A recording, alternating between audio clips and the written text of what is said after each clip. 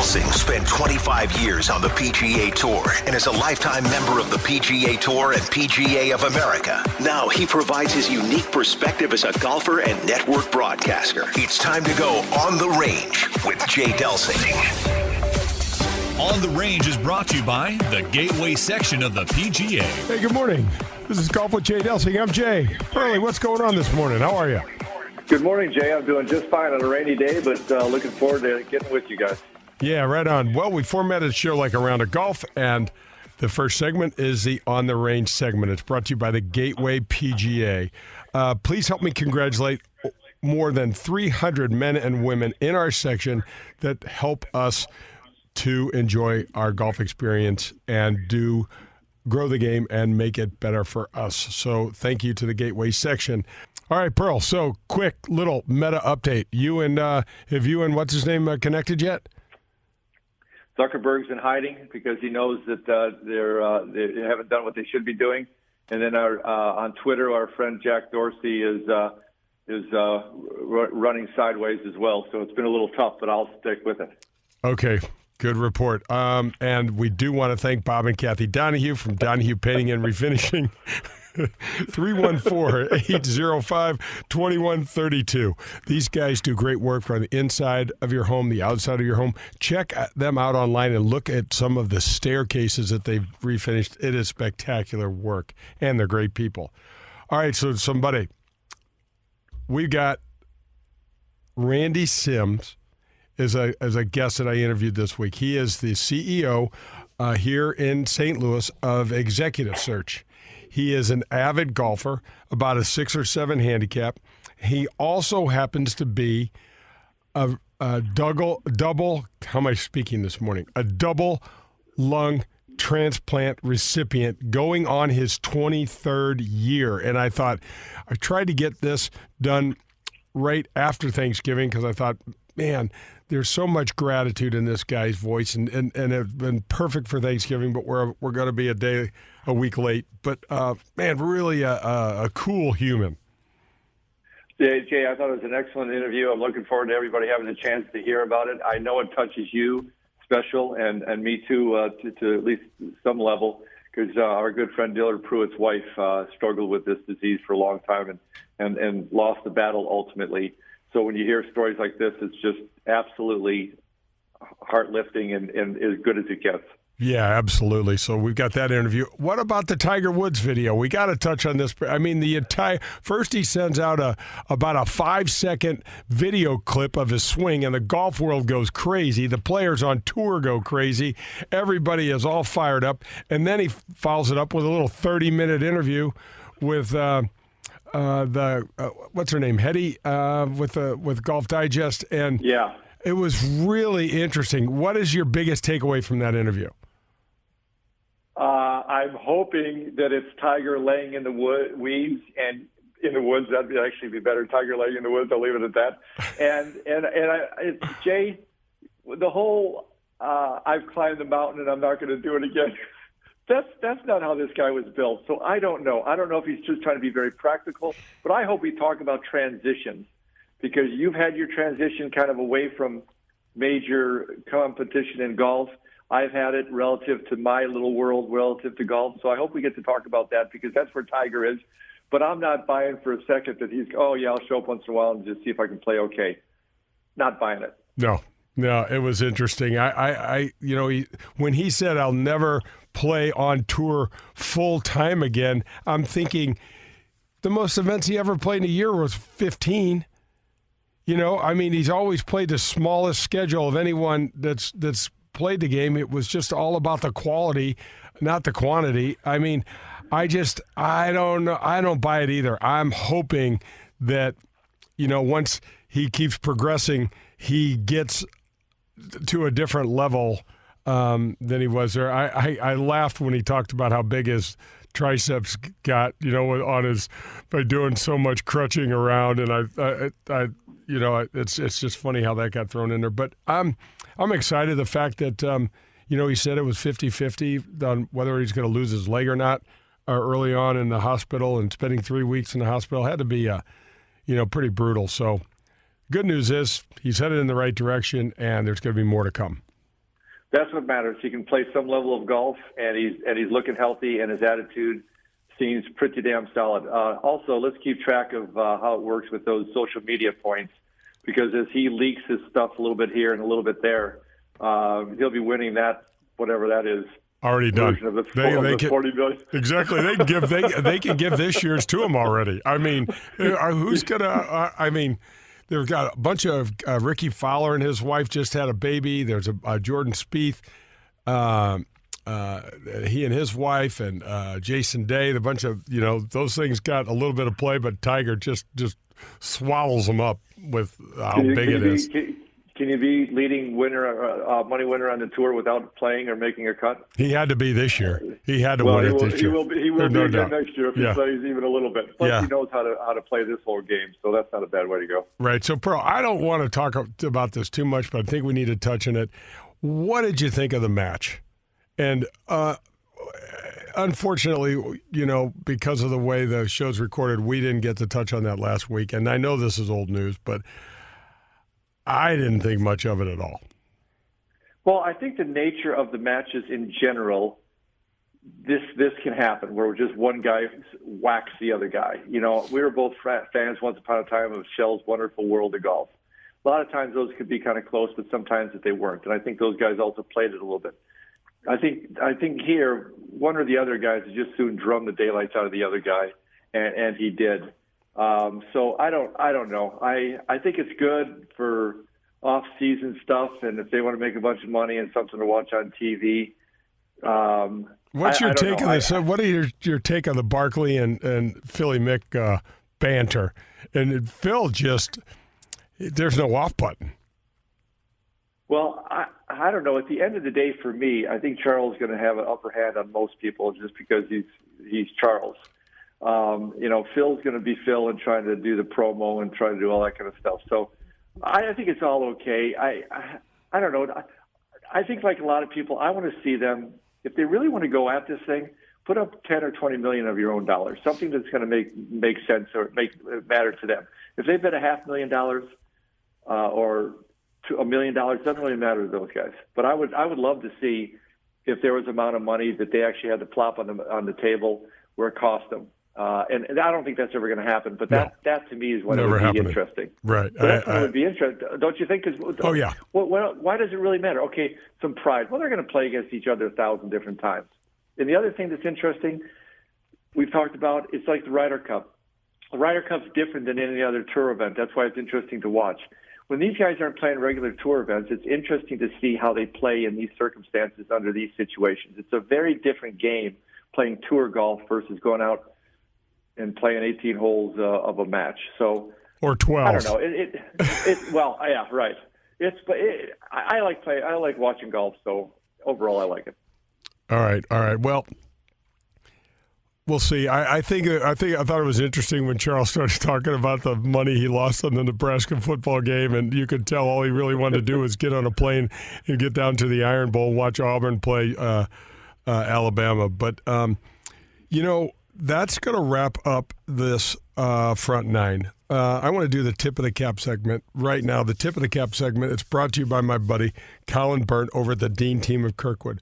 314-966-0303. The tip of the cap goes to our local law enforcement, the men and women in blue, as well as our firefighters, our EMS teams, all of those first responders. I was recently at Wild Crush, and we had Chief Cavens in from Town and Country Police Department, and he started telling some of the stories about some of the things that these men and women do on a daily basis that never gets brought up, it never gets talked about, and they're there every single damn day, and they're providing this service and keeping us safe and doing things because they love and support the community. So my hat is off to them.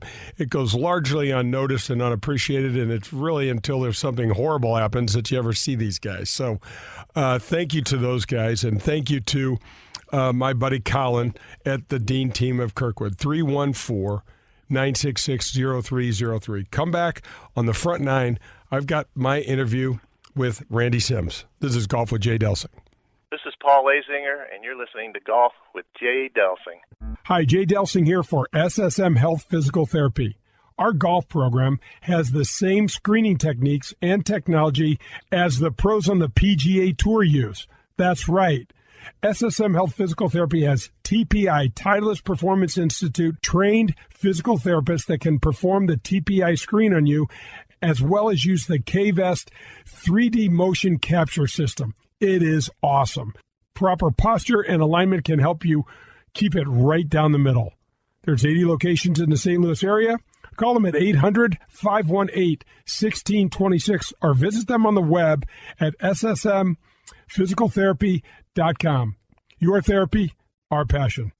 Thank you, St. Louis, for making the first annual Ascension Charity Classic presented by Emerson a record-breaking success. The golf was incredible, your enthusiasm unmatched, and the only thing that will last longer than the memories is the impact you've made on North St. Louis County charities. To our sponsors, volunteers, and fans, thank you for welcoming golf's greatest legends and bringing professional golf back to St. Louis with record attendance. See you next year at the Ascension Charity Classic.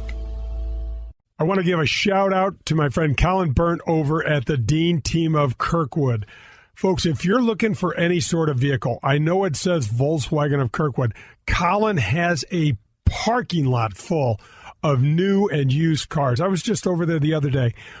I bought a used VW Passat for my daughter, Jo, who just totaled it in an accident. She texted me, by the way, and said, Dad, I tapped a car in front of me. She tapped it so well that the car's totaled. Anyway, I talked to Colin, and he is working out a new vehicle for us. But we went over and looked. There is a huge selection of cars over there.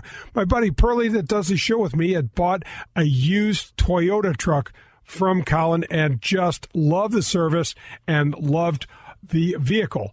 314-966-0303. This is like dealing with family over there. These are great people.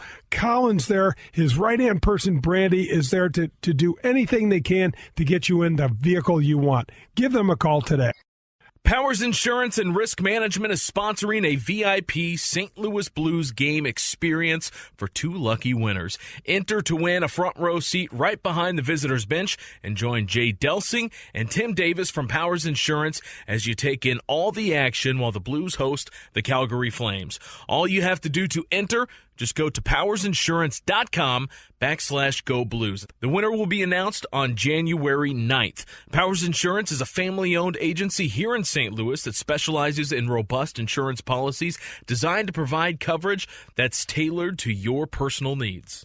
Hey, I know you've heard a lot about club fitting, but I need you to go visit my friends at Pro-Am Golf. They're a family-owned and operated golf discount shop in St. Louis that's been operating for over 40 years. They have a top quality fitter in CJ over there and a very qualified staff with the most up-to-date, state-of-the-art technology in the industry at all. They've got a really cool ball program coming that will help you fit your swing speed to the right ball. But most importantly, they have the lowest prices in town on this fitting. And you know what's really special? They take the price of the fitting and roll it into the new clubs that you purchase over there. So basically, the fitting costs you nothing. Visit Tom DeGrand. He's been in the business for over 40 years and a great guy. And they'll watch you hit balls in their simulator. So stop by and ask for the Delsing discount, and they'll give you even more money off their already low price. That's Pro-Am Golf, a family-owned business here in St. Louis. Grab your clubs. We're headed to the front 9 on Golf with Jay Delsing. The Front 9 is brought to you by the Ascension Charity Classic. Hey, we're back. This is Golf with Jay Delsing. I'm Jay. John's with me. Brad Barnes. He's taking good care of us here, and we are headed to the front 9 that's brought to you by the Ascension Charity Classic. Raised over $800,000 for our 3 North County charities in the first year. And year 2 is going to be bigger. Year 2 is going to be better. And it's going to just be a spectacular thing out at Norwood. So look forward to that coming. All right, we are going to just jump right into my interview with Randy Sims. He is the CEO of Executive Search here in town. He's also an avid golfer, and he is a double lung transplant recipient. Enjoy this interview. Maybe. Yes, sir! one of the greatest displays of courageous golf that anybody has ever seen anyplace. Randy Sims is brought to you by Golden Tee. I am sitting down this morning with my buddy Randy Sims. Randy is the CEO of Executive Search here in St. Louis. Randy, thanks for joining me this morning. Well, thank you, Jay. It is great to be with you for sure. Oh my gosh, Randy, we don't go way back. We're kind of new friends, but I saw this article that was written about you in the St. Louis Business Journal, and we got on the phone, and you've, besides some numerous terrific business and personal accomplishments, you are a double lung transplant survivor, thriver, and now you are a spokesperson for the transplant industry and for just anything that you can do to tell people about this experience.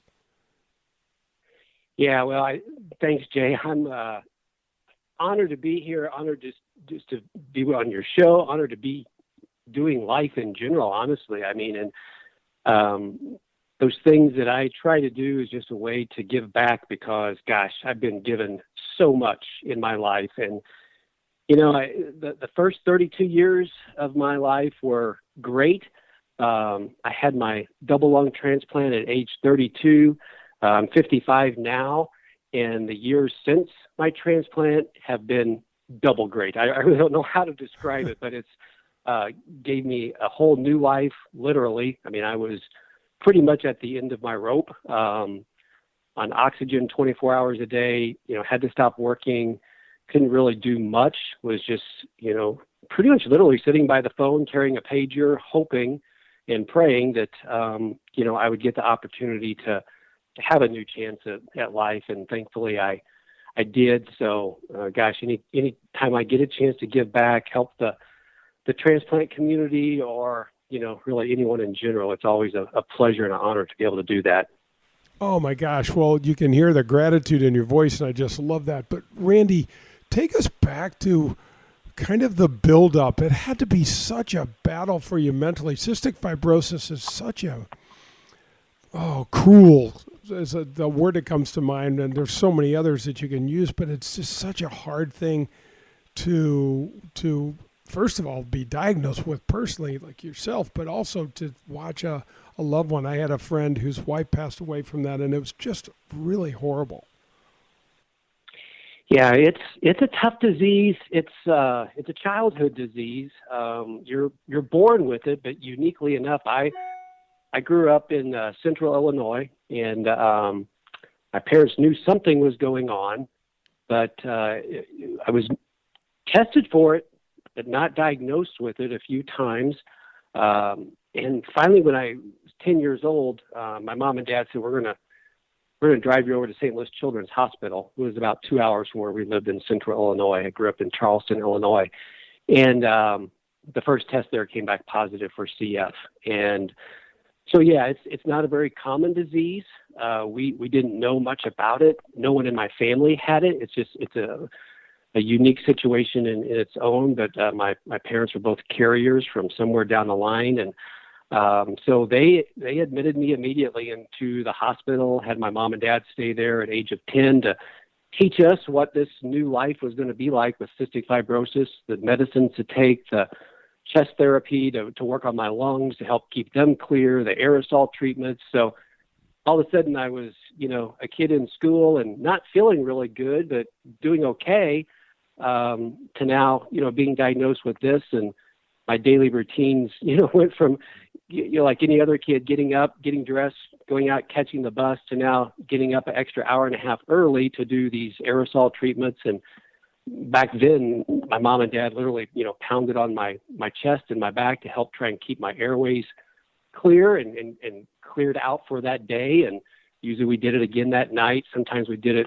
3 or 4 times a day, depending on my situation. But yeah, all of a sudden there's new routines to do. Probably taking 30 to 50 pills a day, and just had to learn all of that. And, you know, it was scary, and did a lot of praying, and just, you know, our motto kind of became just, you know, we had to do our best and trust in God and let him take it from there.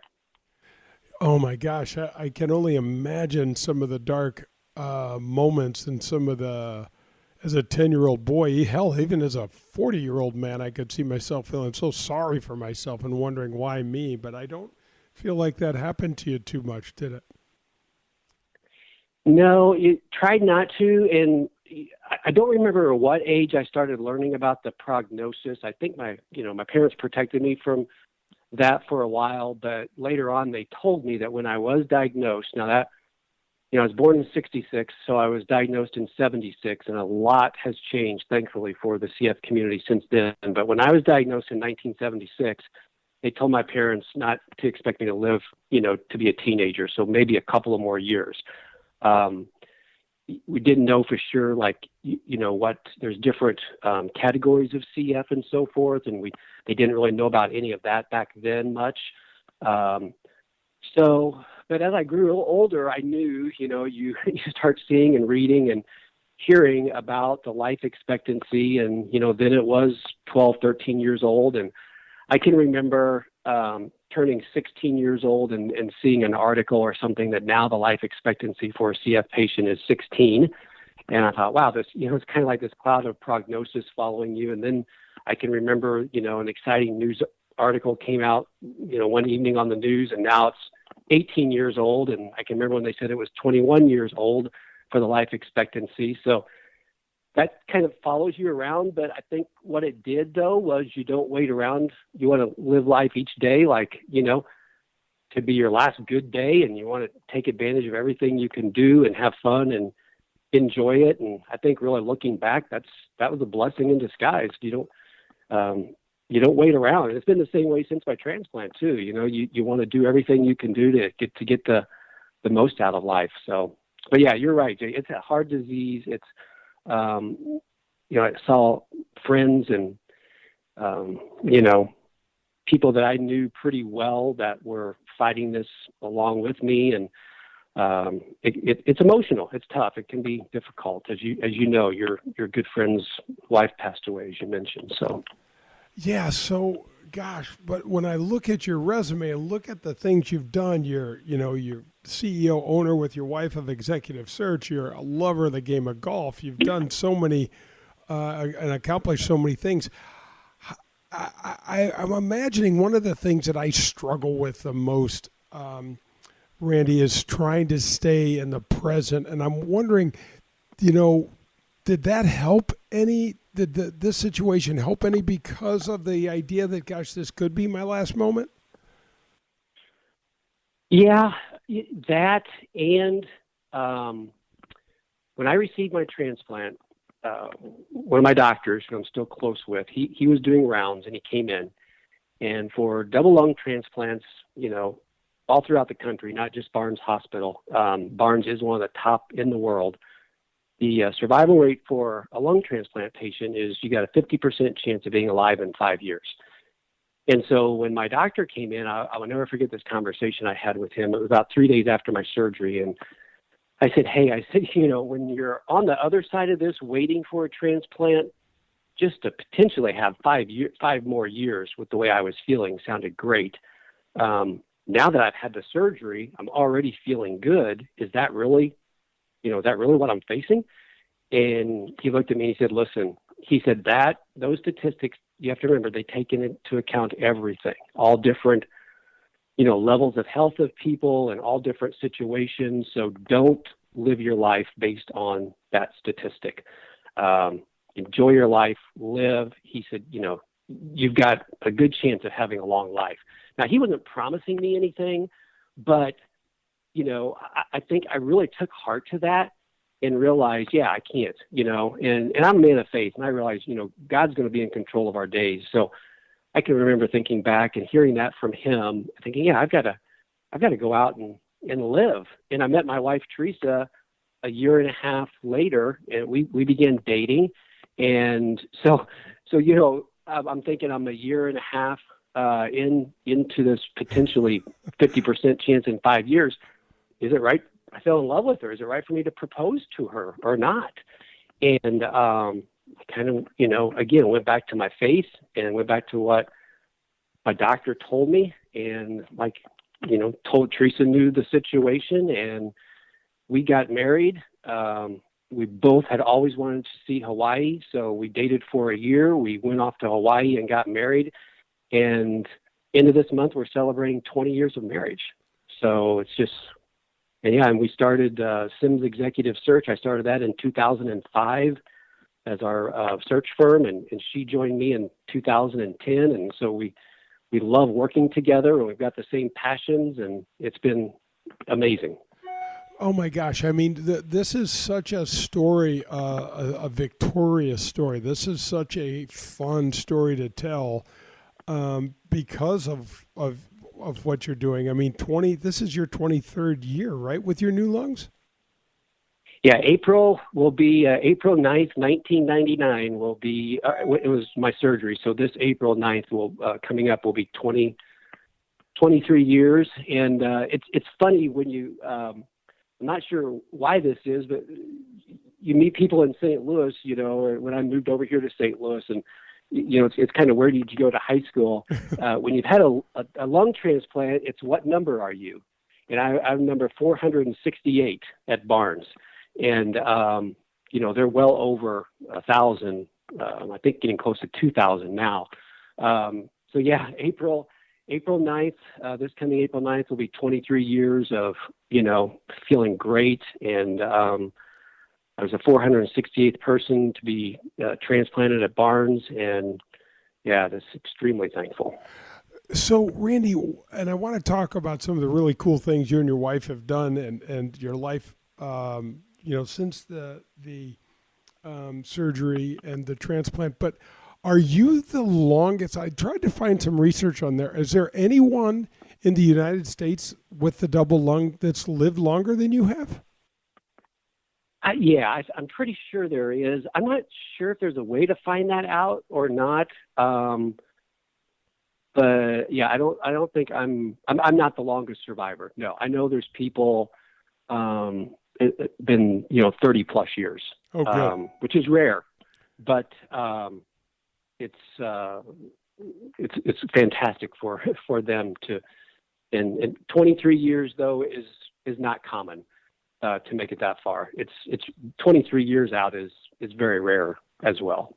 And so, Randy, some of the neat things you do, tell us all the story about one of the gifts that your wife gave you on your 20th anniversary and the Masters, and we can start talking a little bit about your love for the game and how you kind of relied and used the game as kind of therapy for you. Yeah, so my wife spoiled me like crazy, and I'm, so thankful for her. And we just have a lot of fun just enjoying life together. So the year of my 20th transplant, she surprised me and told me, that January, that she was going to provide me with 20 neat experiences around the country, and that we were going to do 20 things, go 20 places. And one of them was I got to play Pebble Beach, and, there were just a bunch of really neat things like that. But the biggest one was we were going to go to the Masters. And since my transplant, so this was in 2019, that was my 20-year anniversary. With my transplant being on April 9th, we would be at the Masters and the exact same day of my surgery. And she is such a great planner. So they put me to sleep at, I'll never forget this, and there's a story behind this, but it was at 1:32 in the afternoon on April 9th, they put me to sleep to go into surgery. We were on the ground at Augusta at 1:32, 20 years later, to the minute that I was put underneath to go into my surgery. And she took a picture, there. It was practice round, so we were able to take a picture and emailed it to my surgeon and just said, hey, I never would have guessed that when, you were operating on me 20 years ago today, that I would be here, feel good enough to walk around. As you know, Jay, the Augusta is beautiful, but the TV never gives justice to the hills. It's a lot of really steep inclines and so forth, and felt great to do all of that. And so that was a pretty emotional moment for Teresa and I, and she just really went above and beyond in making that. That was just such a special thing for us to be able to do together. Oh, yeah. Hats off to Teresa. And just as you said, walking Augusta, man, there are a lot of folks that struggle out there, that might be a little overweight or something like that. And I can see you with your 2 new lungs and, all the fitness and things that you've been doing. You were probably cruising up and down there and thinking, this is the coolest thing that's ever happened. Yeah, that was, I did. I felt good and really didn't even get sort of breath at all. And so it was just, it was fantastic. All right, so that's going to wrap up the first half of this Randy Sims interview, but don't go anywhere. We'll give you the rest of that interview on the back nine. This is Golf with Jay Delsing.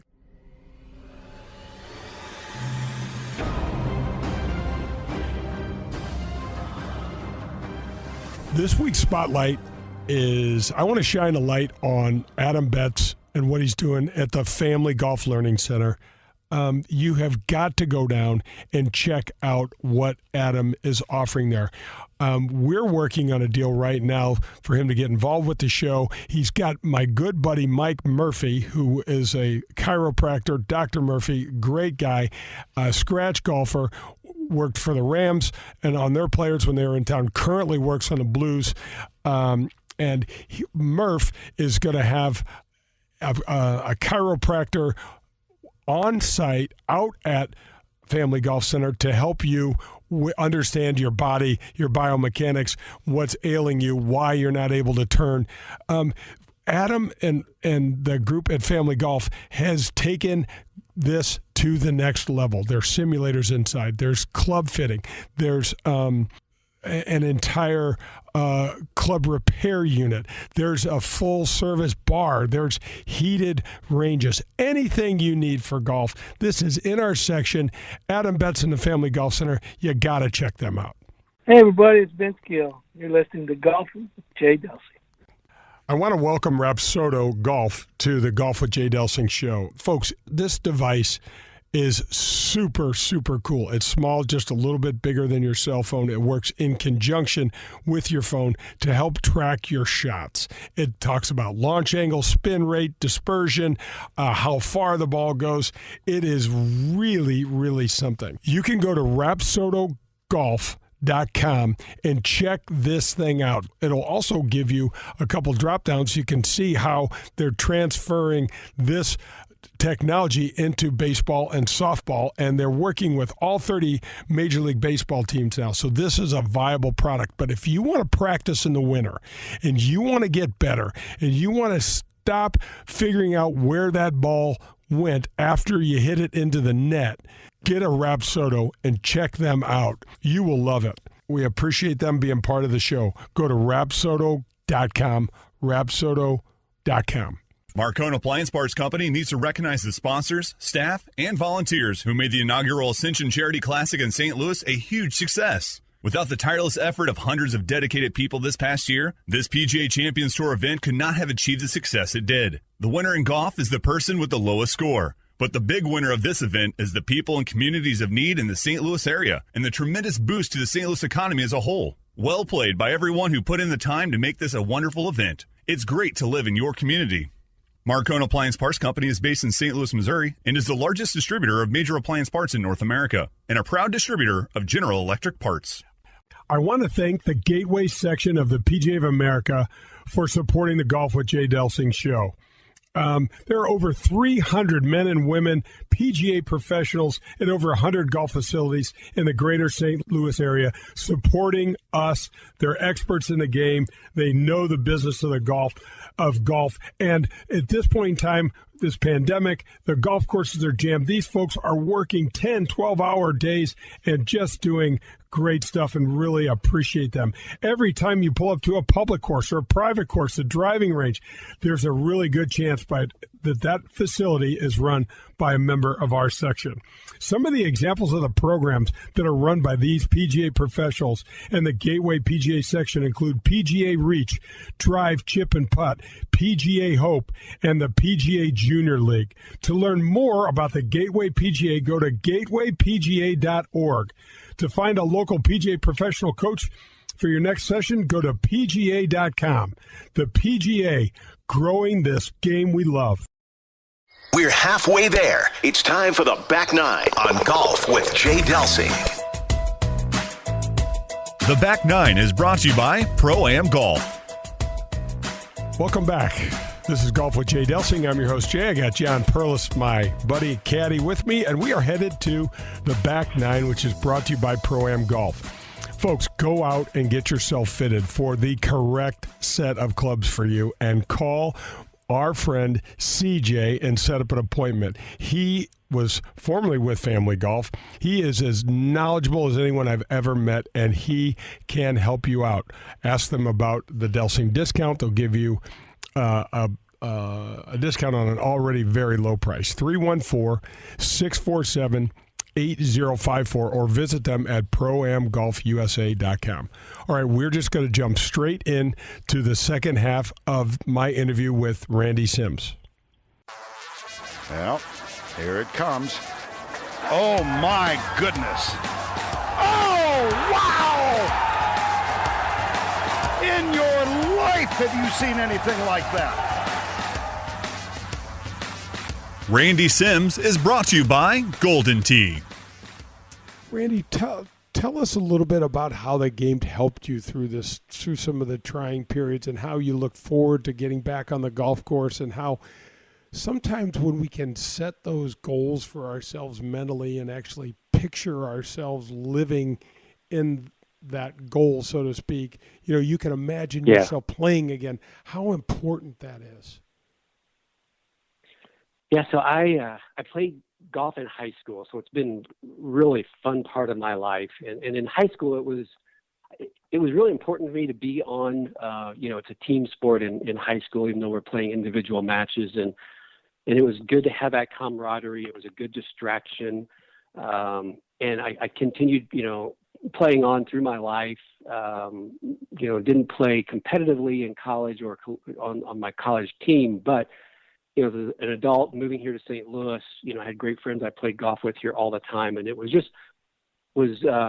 a good way to help, be outside, enjoy the fresh air and feel good. And again, to have that distraction, something to always look forward to in doing. And then when I got put on the transplant list, I was on the list for 20 months waiting, and wondering if I was going to get called or not.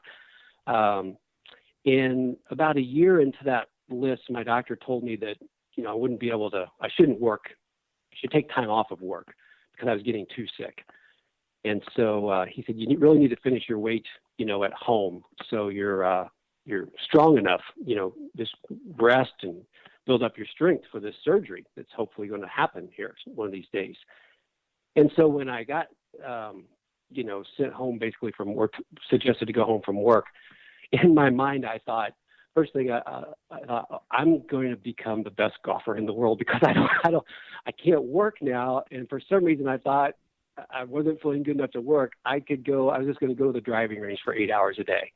And I remember my dad, he went out there with me the first time because I hadn't played much golf. I hadn't been feeling that great, but I thought, well, I'm going to just do this. And I got out there. And it was pretty disheartening. I didn't realize how much my lungs had deteriorated from a physical standpoint. I knew from the numbers and all the tests and so forth. And first 2 or 3 swings on the driving range, and I was just doubled over short of breath. I just, got the bag, went back to the car, and I'm like, oh, man, now golf is gone. No work, no golf, and just, different things going on in my life. I was diagnosed at that time too with being diabetic, so I was kind of working through those new scenarios, but it's still, I just knew one day I wanted to start playing again, and it wasn't too long after my surgery, that my doctor is about, I think, a month and a half or 2 months after the surgery that they cleared me to go back out, and gosh, it was great. Just, threw myself back into the game and now with work and everything else, just try and get out and play as much as I can, because you're right. It's mentally, it's a great game to play. just whether you're playing well or not that day, you just get a lot of satisfaction of being out there. And I'll tell you, I appreciate it 100 more times than I ever thought I would. Just the fact that I can do it, something that was taken away from you and then given back to you, it makes a big difference. Randy, lastly, tell us about your golf game. How do you play these days, and what's your game like? Well, I'm down to about a 7 or 8 handicap, and for 55 years old, I'm still playing not the tips, but the blue tees, and get competitive. I play in the singles and doubles matches at my club, and hit the ball, pretty good. But it's, as you know, Jay, probably one of the most enjoyable things about golf is always trying to get better and figuring out how to get better and tinkering with the clubs or the swing. And, just every time I tee it up again, it's just exciting to be able to do it. So thankful that I feel good enough to do it. And then inside, I'm just trying to get better and trying to shoot my, best score of my life still. And I'm not great by any means, but I can, usually somewhat keep up with the guys that I play with. And if I happen to outdrive them, I sometimes will remind them that I'm a few years older than them, and I've had a double lung transplant. So I'm not sure when my ball's up there 10 or 20 yards further than theirs.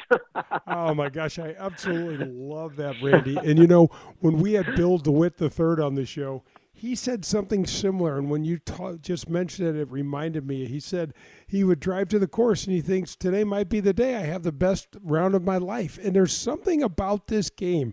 It's almost insidious, too, because it keeps bringing us back, even though quite often we're tortured by it. It's really a rare kind of, it's almost like an addiction sometimes. It is. And it does. It keeps you just wanting, not only each day, but I get looking forward to the next season, and that's one thing. The two biggest things I've learned that are important to me in life is, one is my faith, and the other one is you have to keep having things to look forward to in life.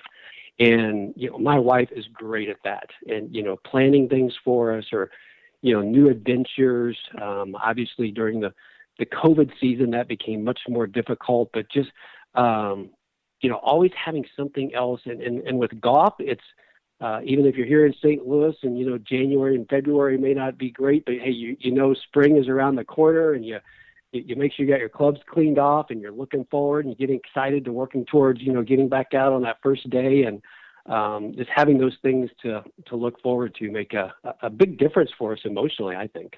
Oh, my gosh. Hope springs eternal, doesn't it? It yes, really does. It sure does. Well, Randy, thank you so much for jumping on the show with us today. Thanks for telling us your story. And, folks, sign the back of your license and get involved with the transplant world. It is really a tremendous gift to give. Well, Jay, thank you. It's been an honor to get to visit with you. I'm a big fan of yours, and hopefully, maybe you and I have said something out there today that will give people some hope and encouragement as well. That's always my goal, and I know it is yours too. All right, so that's going to wrap up that interview, John. Just briefly before we wrap up this back nine, some of the things that struck me were how he used the game, his love for the game, and his desire to get back to some sort of normalcy in his life. He used that as a motivational carrot that, we all do that in certain ways, set up goals and figure out ways to kind of push ourselves and to try to accomplish things. But when you're talking about, I can't imagine the mental grind that he must have been going through, thinking, I don't even know if I'm going to I'm on this list to get these new lungs. I don't even know if I'm going to get them. What is that like? I mean, this is not like, oh man, I hope I can, I hope, I can buy a new set of clubs. This is like, I don't know if I'm going to be breathing next week. Yeah. What is it like? I have absolutely no idea. And with a little luck, I won't know forever. But, it was interesting to me, Jay, what a perfect guy to interview on your show, because really golf has played a pivotal part his whole life. Even early on when he was playing, I think it was high school team, if I have the years right, playing high school team. What other sport was he going to be able to play when he had, a breathing issue like that, right? Nothing else. What other sport could he come out and do when he's in recovery or in between recovery or trying to be, when he was on the waiting list? What could he even consider to do? You could always putt and chip at least and be around the golf course and smell the grass. That's the uniqueness of this game, which, in a nutshell for me is why you have this radio show. I just think it was fantastic. And what a courageous, interesting, and appreciative gentleman he is. Right, and it's perfect for the gratitude area of Thanksgiving, that we just had. And the other thing that struck me, John, and then we're going to have to break, but we just talked about Tiger Woods. We talked about, in his interview, he would get wheeled outside so he could smell the grass. He would get on his crutches and he would lay on the grass sometimes, where he'd just take himself out. And you sit there and think about, Tiger wasn't life-threatening after it wasn't life-threatening, so to speak. This poor guy has had a challenge that is just, monumental, but he's used a lot of those same techniques with and the love of the game to help him get back to the life that he wants to lead. And I think that's what really turned me on about this guy, his story, and is so heartwarming. There's a great book out there, The Obstacle is the Way. That's exactly what this is about. It's the obstacles in our life, how do they make us stronger, and then what are the gifts within those obstacles. And Randy's found both of those, which is just, the best. And so what a great story, and that he shares the story, and that he's out there working hard for CF. I love the part where he talked about meeting Jack Nicklaus. I thought that was just stunning. Yeah, it's pretty incredible. How good that was and how Jack handled it. Not a surprise. What hasn't Nicklaus done relative to contributing back? I mean, what a stud that guy is, and to be able to do something even in that part of it, it's just fantastic. It's just what a great blend of stories with golf. Right. Well, that's going to wrap up the back nine. Don't go anywhere. Pearl and I'll be back for the Michelob Ultra 19th hole. Golf with Jay Delsing. Hi, this is Bob Costas, and you're listening to Golf with Jay Delsing. I'm with my buddy Joe Sheezer from USA Mortgage. Hi, Jay. How are you? Doing great, Joe. Thanks so much for the support of the show. I really appreciate the opportunity. Congratulations. This is your third year, and we're really proud to be a sponsor all 3 years since the very beginning. It's a great show, and we look forward to it every Sunday morning. Well, thanks a bunch. Tell us just a little bit about USA Mortgage and what you can do for people. Well, USA Mortgage is a ESOP. It's an employee-owned company, so over 1,000 families here in St. Louis work for the company. So if you want an opportunity to patronize a local company, please call USA Mortgage 314-628-2015, and I'll be more than happy to sit down with you, go over your options, discuss all the different programs that are available, and give you an opportunity to support a local company. Marcone Appliance Parts Company needs to recognize the sponsors, staff, and volunteers who made the inaugural Ascension Charity Classic in St. Louis a huge success. Without the tireless effort of hundreds of dedicated people this past year, this PGA Champions Tour event could not have achieved the success it did. The winner in golf is the person with the lowest score. But the big winner of this event is the people and communities of need in the St. Louis area and the tremendous boost to the St. Louis economy as a whole. Well played by everyone who put in the time to make this a wonderful event. It's great to live in your community. Marcone Appliance Parts Company is based in St. Louis, Missouri, and is the largest distributor of major appliance parts in North America, and a proud distributor of General Electric parts. Hey, guys, I know you've heard golf is booming, and it really is. There are more people playing golf today than ever before. And you know who else is doing great? My friends at Whitmore Country Club. I don't know if you know about their membership, but if you join at Whitmore Country Club, there's 90 holes. They give you access to the Links of Dardenne, the Golf Club of Wentzville, and the Missouri Bluffs. And the cart fees are included in the membership, so you're not going to get dinged for a cart fee. There's no food or beverage minimums, no assessments, no nothing. Just great golf, great places to eat. They have a large pool complex, 3 tennis courts. They've got a kids club. You can drop your children off. You and your significant other, your wife, can go out, play a little golf. You can call them at 636-926-9622. And when you go over there, poke your head in the golf shop and say hi to my friend Bummer. He is terrific. He wants to help you with your game, and he'll show you around. Thank you, St. Louis, for making the first annual Ascension Charity Classic presented by Emerson a record-breaking success. The golf was incredible, your enthusiasm unmatched, and the only thing that will last longer than the memories is the impact you've made on North St. Louis County charities. To our sponsors, volunteers, and fans, thank you for welcoming golf's greatest legends and bringing professional golf back to St. Louis with record attendance. See you next year at the Ascension Charity Classic. Hey, Jay Delsing here for SSM Health Physical Therapy. Do you want to have a more consistent golf swing? Hell, I know I sure do. SSM Health Physical Therapy's golf program has Titleist Performance Institute certified physical therapists trained to assess your movement patterns, your mobility, and your stability to help make your golf swing more efficient and repeatable. They can help your golf game. There's 80 locations in the St. Louis area. 800-518-1626 or visit them on the web at ssmphysicaltherapy.com. Tell them Jay sent you for special pricing. Your therapy, our passion. This is Bill DeWitt III, president of the St. Louis Cardinals, and you're talking to Jay Delsing. And wait, sorry, what's the name of the show? Golf with Jay Delsing. Oh, okay, let me start it. If you have a car and you're struggling to get some protection for that car, let me recommend Vehicle Assurance. 1-866-341-9255 is their number. They have been in business for over 10 years and have a 30-day money-back guarantee, which is one of the reasons why they have over 1 million satisfied customers. They are known for their painless claims process and their premium vehicle protection. So whatever that car looks like, they can help you.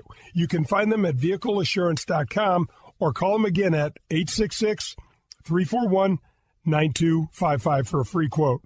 Get the protection and the peace of mind you deserve. Grab your friends, a cold one, and pull up a chair. We're on to the 19th hole on golf with Jay Delsing. The 19th hole is refreshed by Michelob Ultra. All right, welcome to the 19th hole. This is Golf with Jay Delsing. Pearlie is here with me, and we are headed, Pearlie, pop one. Let's have a little Mick Ultra, and let's go to the 19th hole. I really want to thank Randy Sims again for joining me and telling his story. And, man, he does some motivational speaking for cystic fibrosis. You know, our buddy Dillard Pruitt's lovely wife, Fran, fought that disease like a trooper and unfortunately did not make it through. But so that's just a special story and a really tough disease to take on. Anyway, so Pearl, I want to go. So we talked last week a little bit about golf courses, and we had some fun going back and forth on courses that people have never heard of, kind of hidden gems. Have you got a golf course that just sticks out in your mind that you're like, this is just badass when I get to play this? This is just super, super cool. Or even something, John, that people may not have heard of, a golf course that has a special memory to you or something like that? You know, you're prepping me on that.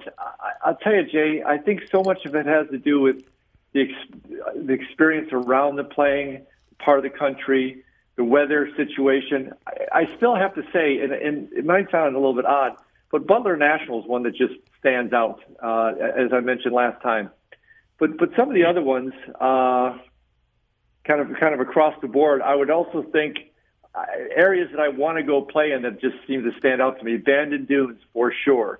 I really want to go. I've never gone and taken that trek up in Scotland or Ireland or to kind of the famous courses up there. So I'm kind of planning kind of a bucket list thing with a couple of friends to go consider those things. And by the way, when you say courses that might not be the most famous, I'm pretty sure what I want to do up there, because I've heard about this, is to go find the good golf courses that aren't famous and play those. And there's more than enough of them, as you and I have discussed. As a matter of fact, I think some of the best courses that are out there people don't know about.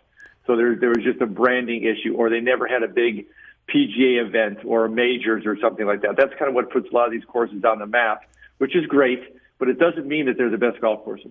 Pearl, what about like what we would do when you were caddying for me, and we would find a course on Wednesday when I wasn't in the Pro-Am. Remember up at Milwaukee, at the GMO, up the Greater Milwaukee Open, we'd go out and play Osaka Country Club. Remember that? And it sounds almost like it's Japanese, but I think it's an Indian name. But how much fun was that golf course to play? And you would drive by that 100 times and never stop in. Well, absolutely. That's what I mean by that when you talk about cities having these great golf courses. There's another one. Well, and then one of the trips you and I took when we were at the what was that called? Not Brown Deer. What was that called? In Milwaukee? Yeah, Brown Deer Park. Brown Deer. Yep. Brown Deer Park, right? But when we went up and played Whistling Straits, I mean, we had a perfect day. There was nobody out there. So that's one of the highlights of all time. Because, by the way, you and I played it from the tips, and they don't play it from the tips when they play it on tour. So you and I played it from the tips. How did we get so lucky to go to Whistling Straits? I can remember. You're absolutely right. The guy's like, yeah, just go out on the tee. I think it was when it was just in its infancy. I don't think it had the acclaim yet. It's the only reason I can think of why it was so open. But you're right. There weren't many people out there. It was the first tour event they had out there, the PGA. Anyway, it was their first event. Right. We were the kind of the spring before or the summer before, something like that. But it's hard to stand up there. Plus, again, you didn't know what state you're in. You're thinking you're in California or something. You're in Wisconsin for crying out loud. I love Wisconsin, but you don't feel like you're in traditional Wisconsin. So that's another great place. But that's the beauty of the game. It's not like everybody needs to jam on and find one golf course and wait in line. There's so many great courses out there to enjoy, and so many different types. I have such a desire to go play Bandon Dunes and some of those places, but my game's not ready for any of that stuff. It's just like if I go play in Europe, I want to be able to hit the ball at least a certain way to be able to navigate around those. You get out there with a little bit of wind and a little bit of rain. If you don't have a game, you're going to be dragging hind end the whole time. I can just remember, John, as a kid, going into some of these places. I can remember the first time, I tell you this story, I'm being recruited by UCLA, and I'm I got my really cool triple knit light blue pants on with a shirt that's got 7,000 stripes in it. I'm looking really good. And an afro. I don't think I had I probably did have an afro in high school. I know I did once. I did. I probably did. Thanks for bringing that up. Anyway, so standing there and I'm looking like I'm on this first tee playing with Gary Wyron, who's a master PGA professional and things like that. And I couldn't play with Coach Marantz because that was against the rules back then. And I can remember hitting this drive and somehow hitting the first fairway at Bel Air thinking, I'll never hit this fairway. And I hit it down there. And I'm about 6-8 steps off the tee, and you know how downhill that is. It's a very elevated tee shot. And I step in a hole and slide with the bag. You know how cool it was. We carried our bags backwards. I got my clubs behind me instead of in front of me. And I go down on two knees and slide about 12 feet in the dewy, wet grass in my light blue pants. I got my hands in my pockets because that was a cool way to carry your bag as well.